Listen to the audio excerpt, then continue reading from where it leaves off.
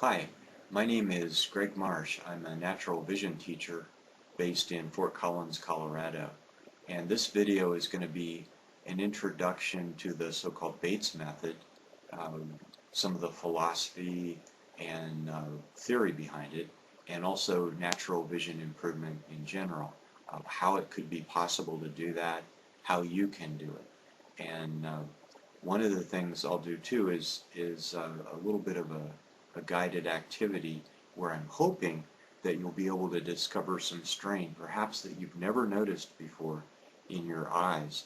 And perhaps then even more important is realizing that this strain, the eyes aren't just traveling by themselves, they're very integral with our whole being.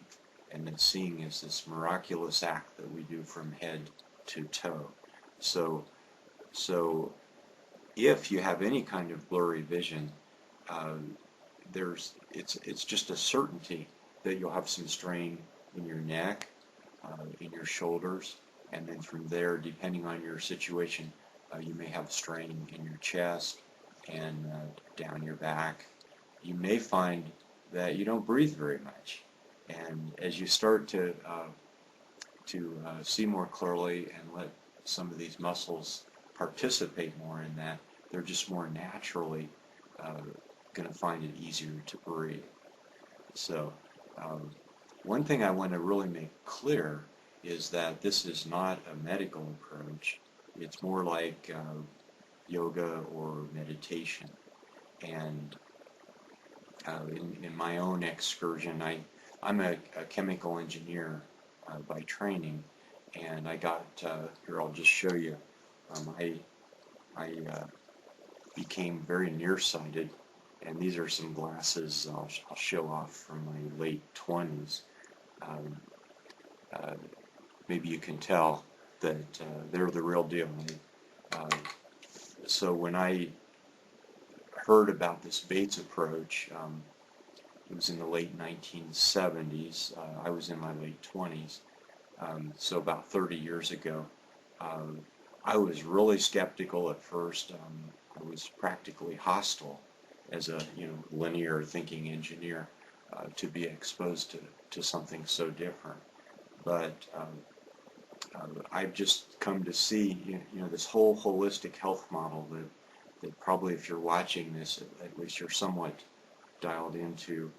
For some reason, it's forgotten the eyes. It's like they're left over here. Just well, let's give them some LASIK. That may help.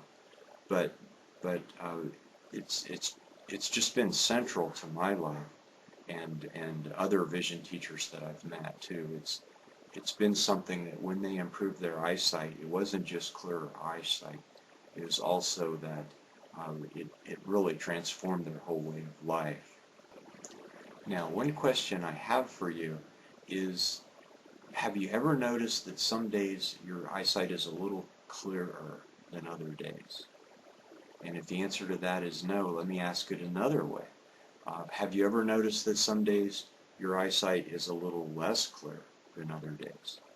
And then let me just tease you a little bit. If you can see that your eyesight changes from day to day, can you imagine that that day when your vision's better and worse might actually require a slightly different prescription if you were to go to the eye doctor on that day? And then, and here's what happened for Dr. William H. Bates, who looked into these things a long time ago. He thought, well, geez, if I can do this much by accident, what if I got a little bit intentional? And he dedicated his whole life to this approach of learning what really caused all these eye maladies, and he came to believe that it was mental strain, which becomes physical strain, which becomes patterns of just tension all through our body, and that could manifest like you can create a stiff neck, right? If you're looking at your computer too hard, or a lot of people have created an ulcer or colitis or something like that, usually through a lot of worry or just some kind of unsettled emotions. So now think this miraculous act of seeing, and think how sensitive and dialed in that is to everything that's going on, and now add some fear or add a lot of tension or just a lot of fatigue, and maybe you can start to imagine where Dr. Bates was going with this. If you've ever heard of Hans Selye, he's the guru of stress, the one who got into all this fight or flight syndrome. He wrote his big book about stress in the early 1950s, and basically he proved completely to his satisfaction and many others that most of the diseases that we get are caused by strain and stress. But that doesn't make it easy to get rid of them. So one thing is to understand this model of how strain might be a factor in becoming nearsighted or farsighted, or maybe there's some astigmatism dialed in there, or need for reading glasses, or so many other eye conditions that might be aggravated by strain.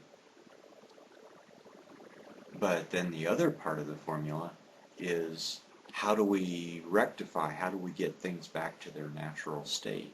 And this isn't so easy. Remember Pavlov's dogs. Pavlov kept ringing the bell, and the dogs learned to salivate. You might say that we have all these Pavlovian responses in our vision, in our belly, in our neck, in our shoulders, that it's a little bit of a riddle of how to get rid of them. So I'm going to use these Halloween eyeballs to show a little bit about how Dr. Bates felt these strain patterns were operating on us. So let my fingers represent muscles around the eyes, and they're the key function of these muscles. There are 6 on the outside of the eye. The key function is to turn the eye, to rotate it in various ways. And now, feel your own eyes, and now we've got 2 of these, and just feel as if you could put a little strain on all these muscles. Okay, and now look around. Okay, now relax them and look around. In fact, kind of dance with them. Your eyes are dancing, you're happy. Okay, now put that strain back in and dance. Not quite happening, huh? Okay, so these strain patterns then can manifest in various ways. Maybe make the eyeball literally too long or too short, or some imbalance, make sort of an astigmatism. Now, pretend that you can isolate and feel the muscle that would contract to roll your eye backwards. And now actually do that, and pretend you can feel that muscle. Now pretend you can feel the different muscle that pulls them down, a different muscle to the right, a different muscle to the left. But what if all those muscles just didn't know what to do and somehow start all firing at once? Pretend you can feel that. Feel it a little more.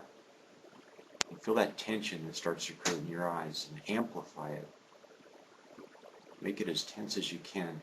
And just notice that your neck gets involved, your shoulders, and you may find other places throughout your body. And now let go. Probably feels really good to let go of that. Okay, now that's been a short overview of the Bates method, a short introduction. I hope you've enjoyed it, and I hope it's piqued your interest. I wanted to let you know about a couple of resources that I offer. Here's a CD program I created for Mercola.com, and they're a wonderful health resource. And also I offer consultations, and I offer workshops, and you can learn more about those on my website, visionimprovementcenter.com. So thanks very much for listening.